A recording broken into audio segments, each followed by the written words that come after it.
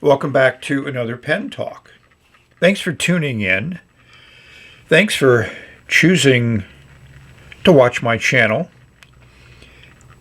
and hopefully enjoy my exploration of the wide world of pens. You see in front of you a very turntable-worthy pen. It's an Osprey.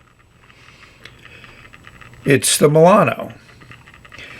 And there's a nice story behind this. I bought an Osprey Madison pen a bit ago, did a review on it, and the people from Osprey Pens contacted me and said, we'd like you to review more pens, and we would like to send them to you, along with a lot of nibs. And I said, absolutely great. I think that's excellent.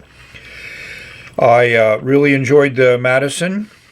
And I'm certainly looking forward to enjoying this Milano with a number of different nibs. We're going to go through a series of videos. And I'm going to explore all the different nibs that I have. And there's quite a bit of them, including a nice zebra flex nib. And we're going to show how modular the design of these pens are and how the parts all fit together. So for a minimal investment, you could get a very nice pen with one or two or three nibs to enjoy them with. So we're going to look at this pen a little bit more closely, look at some of those nibs, and appreciate, to me, this amazing ebonite. They call it AirForce, but I really love that swirl of the black and the dark blue. Just an elegant look. And that clip design is also very elegant. I don't know about you, but I'm getting excited.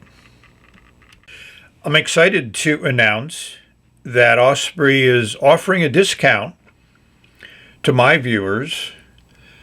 So when you go on their website to order any of these Osprey pens or nibs, just use the code ChrisRapp52. Should be easy to remember. It's my YouTube channel. And you'll receive a 5% discount. And obviously, in the openness and honesty of my channel, I also will receive credit for your purchase that was hopefully motivated by my videos. So thank you, my viewers, for supporting me, supporting Osprey, supporting the pen community in general. We all appreciate it. You may ask, what do pen makers start with when they make a pen? So this is a ebonite rod, which I got from India a few years ago. I just wanted to see what they look like.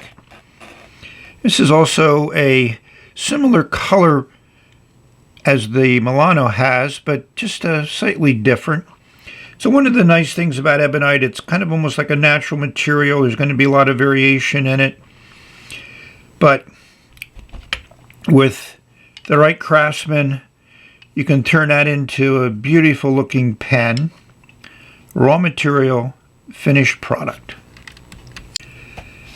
So the first thing is when you pick up this pen, it just feels nice in the hand. The polish is very well done. It's on the light side, but that's very typical of a pen made of ebonite. The cap unscrews. Comes off in a little over 1 1/4 turns, which is good. And we'll see a nice section of the same material as the rest of the pen. And a nice broad Osprey Pens nib with a very nice feed.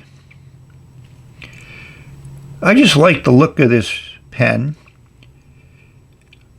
And the ergonomics is perfect. It fits very well in the hand. That section is a good size. And you may notice those threads at the back. And yes, it's a thread to post design. There's a lot of emotional reaction to that, but I think that it works well. For those that like a secure post, you can't get much more secure than that. It doesn't change the balance, so you could easily write with this posted or unposted because it's a good size. When you thread the cap on the back of the barrel to post it, it's multiple thread engagement, so the clip could end up on various places when it's finally secured to the barrel. This is as close as I could get it to line up. It's off by maybe 1/8 of a rotation. But just to keep in mind that you're going to be off a little bit, and if you miss the threading, the clip could be on the other side, which when you write posted may not be the best for your hand. So most of the Osprey pens are cartridge converters. So the barrel unscrews. And in this model, the converter also is threaded in place. There is a spring in there. I had thought that this would come apart, but it doesn't. And Susan at Osprey said it wouldn't, and I can't get it apart. So the newer Ospreys will not have the spring agitator in there, but looks for the time being, we're going to be using it. Here we are in dark mode, and we're going to bring in the LED to play it across this amazing ebonite. It really brings out the contrast between the black and that beautiful blue. I'm impressed. I just, as much as I do photography and play with different lighting, it's just amazing what you can do with light. Let's look inside the cap, and we'll see a ledge there that seals up against the section, and at the very top of the cap we see that finial, which is there, holds in the clip, and we'll investigate how that allows you to customize your pen in a later video. This pen just is put together extremely well. I like that thick wall in that cap. I'm impressed. Fit and finish, engineering, form and function all come together very nicely in this pen. There's no guessing what ink I'm going to be using. Yes, Navajo turquoise. It worked well in the initial Osprey flex nib, so let's see how it works in this broad nib in the Milano. So we've done some writing with that broad nib with the Navajo turquoise ink, and I'm very happy. So I'd like to get that out of the way up front. And I've said before, and I'll say it again, this pen feels really, really nice in your hand. Cap comes off in like 1 1/4, a little bit over 1 1/4 turns. That section is pretty good for me. We'll give you those dimensions. So I give you 2 diameters for the section. One is where the narrow part of the section is. This is hourglass, so that's pretty close to the center of the section. And then I give you the widest dimension, which is up here next to the threads. And then I give you overall length from the end of the threads to the end of the section. So that's where those 3 numbers come from. You can hold this pen anywhere. Those threads are not sharp. That step up is very, very rounded. Hopefully you can see that. And that fits very, very nicely in the hand. As I showed, you can post it by a screw to post. We're not going to do that because it would hit the camera. So we'll give you the lengths. And we'll give you the weights. The pen actually weighs more than I expected, but it's so well balanced, and that's one of the things that's very nice. When a good balanced pen, you really don't notice the weight one way or the other. So let's see how that broad nib puts down some ink.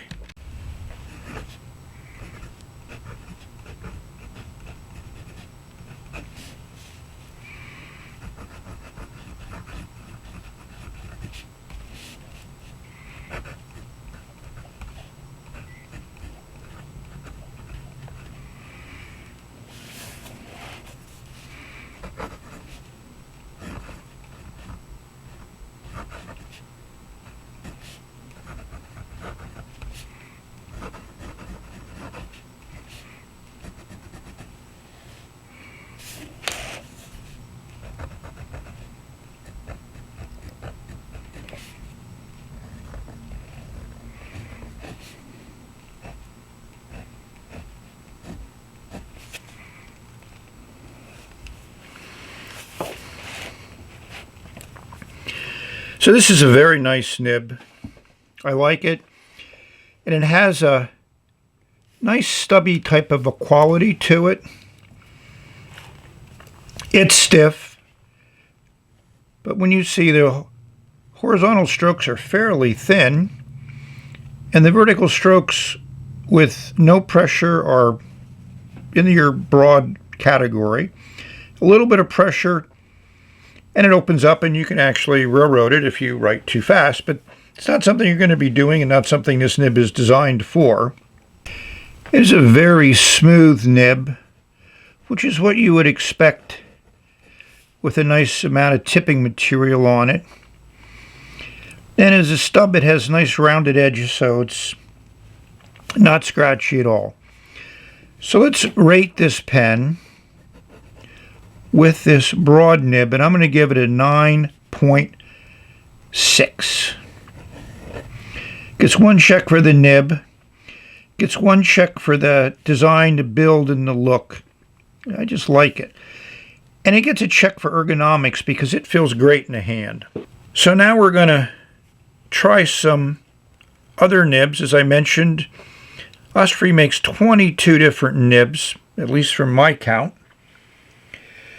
And I'm working with Susan, and she was very nice to send me some extra nibs, and she labeled everything very nicely, just like the cellophane sleeve that the pen came in.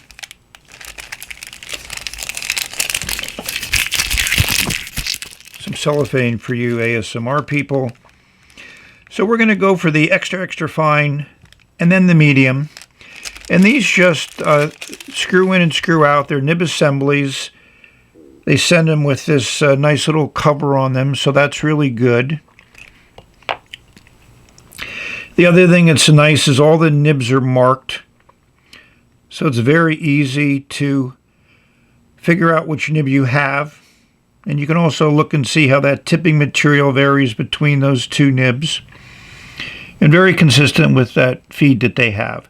So let's swap out that broad stub for an extra fine. That'll be a nice contrast.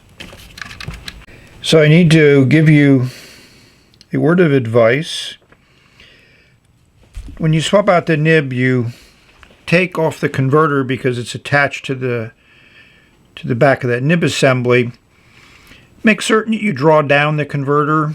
It was a very full converter, so when I took it off, it decided to put some ink on my hands. And this is after washing my hands quite a bit to get the ink off. And you should probably, flush up and down with ink to make certain you saturate the nib and feed. So just a word of caution when you swap nibs, which is easy to do because they just unscrew in and out. Draw down the converter, make certain there's no extra ink sitting there, so when you remove the converter, it doesn't put ink all over your hands. So let's see how this extra fine nib writes.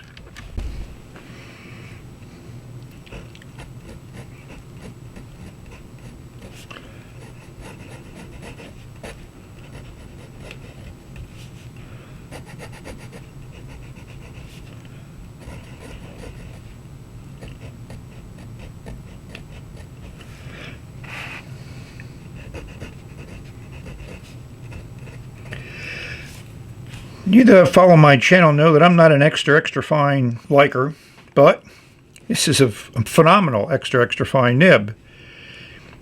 I would say it's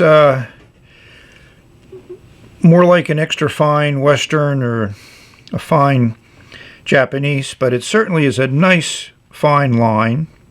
We'll compare it to the broad nib.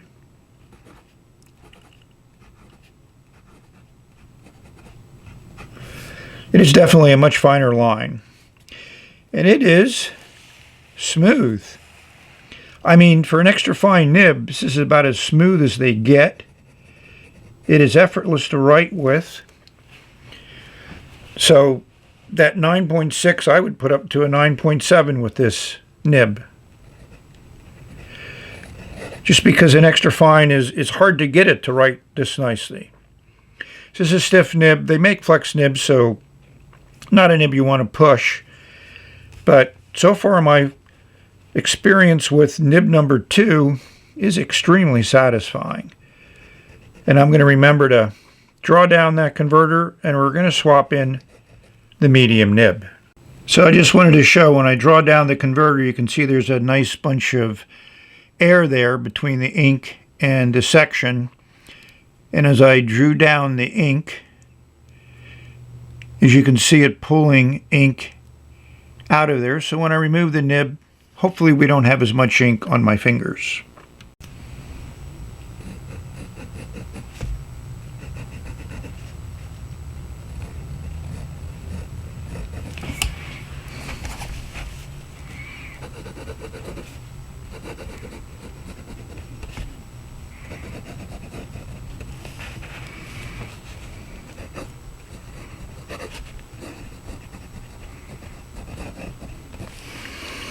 Another winner. So when I swapped this nib out, because of all the playing around I did with the converter, it took a little bit of work to get the ink flowing properly through the feed, but once I got rid of all the air and everything in there, it started writing, and it writes extremely well.